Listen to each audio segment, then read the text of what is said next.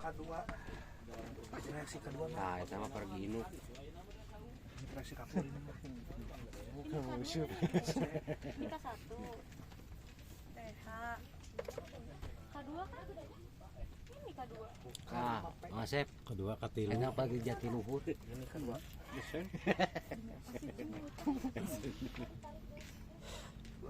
reaksi K2 cocok kocok yang kami ngomongin oke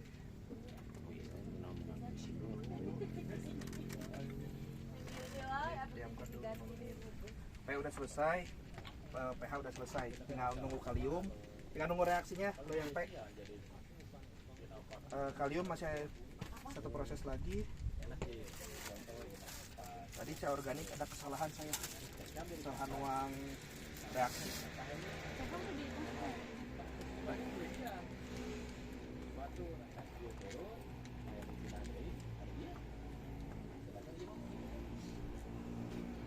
ada reaksi grup ada reaksi kita diriku yang salah mana keluar reaksi kan baru aja kan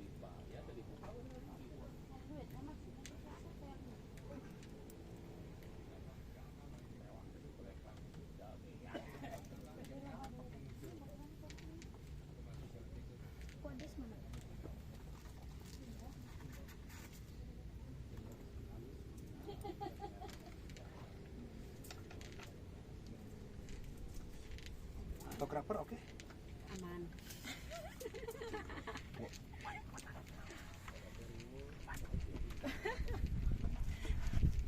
kasian sih mama nggak ya di jalan jalan ya di Sherlock memang bersih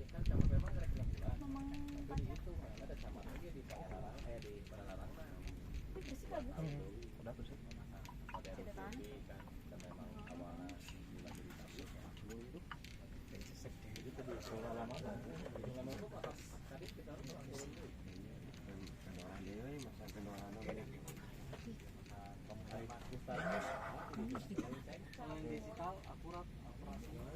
kurang Pak ya mana merah kalau pH soil tester yang akurat itu yang harga 5 juta Pak ada yang dari Jepang yang kayak kerucut itu tuh Pak itu gesernya sama hasil lab itu sekitar 0,2 kalau yang dari Jepang.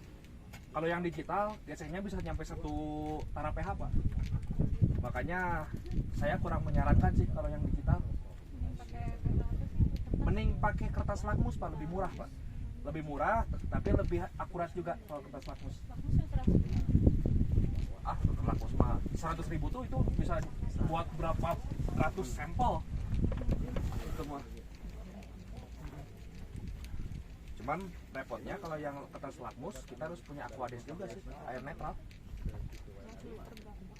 Aquades seliter cuma 20.000 sih buat reaksinya. Jadi kalau pakai kertas mah Pak, ambil tanah, kocok dulu biar nyatu, habis itu diamkan biar bening, habis bening si kertasnya masukin ke air.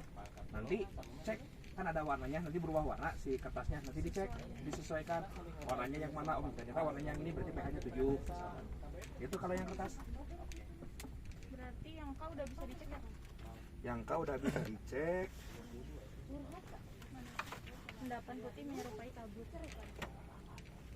Nah, Pak kan di sini Parameter parameter kalium itu adanya endapan putih menyerupai kabut. Di sini sebetulnya tidak terbentuk endapannya. Jadi kalau si kalium itu Pak, analisis kalium ya, antara ini dan reaksi ini di sini akan membentuk warna bening.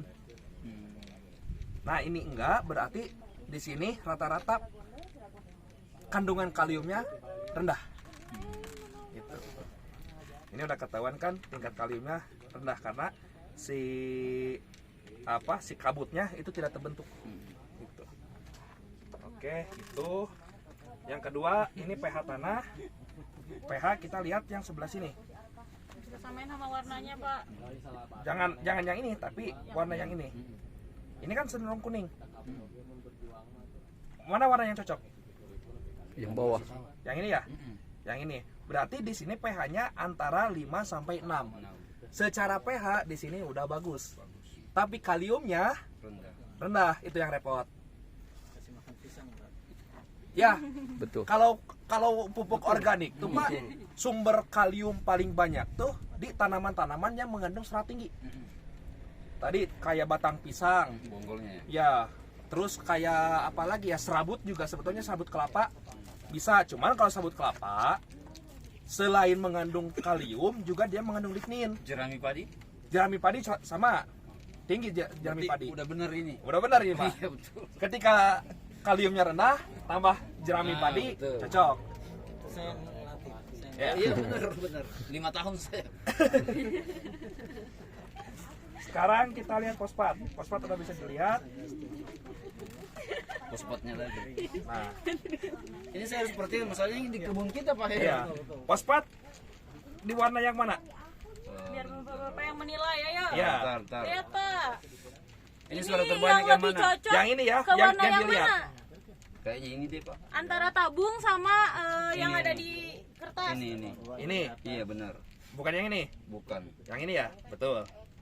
Coba yang mana ini? Kalau saya ini. Ya, saya juga yang ini. Heeh. Yang tengah. Kalau di sini sih sebetulnya tanahnya emang tanah non andosol. Kalau di sini, jadi itu jenis tanah. Biasanya tanah-tanah andosol tuh rata-rata tanah-tanah yang dekat perairan. Kalau tanah andosol. Di sini non andosol. Kita lihat sebetulnya secara warna dia emang ada di sini.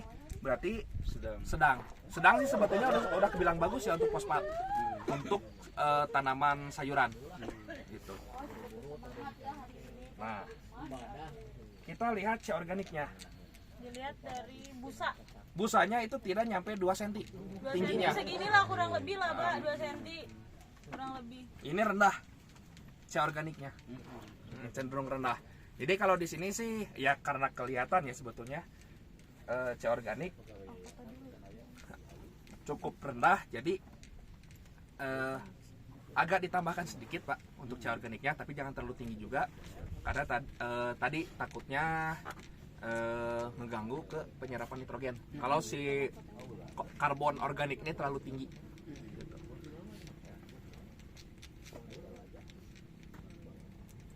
Kalau POTK sih cepat Pak. Kalau menganalisis pupuk organik itu rata-rata bisa nyampe 1,5 jam.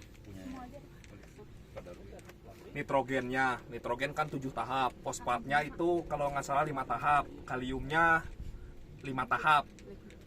pH juga ribet kalau pupuk organik, harus dibungkus dulu di apa segala macam kalau pupuk organik. Lebih ribet emang. Dan reaksinya lebih nyengat, lebih bau. Makanya kalau pupuk organik harus pakai masker pas nguji kayak gininya.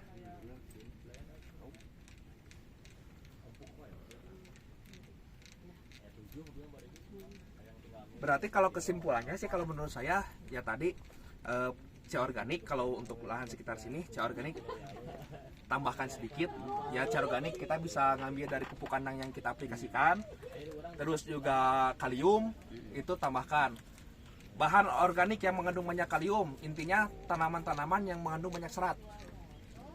Ya contoh tadi bonggol pisang, jerami padi. Selain kalium dia juga fosfat tinggi. Kalau tanaman-tanaman berserat. Gitu. Ya tadi kalau misalkan mau pupuk ininya kita bisa menggunakan MKP atau KNO atau kalium sulfat.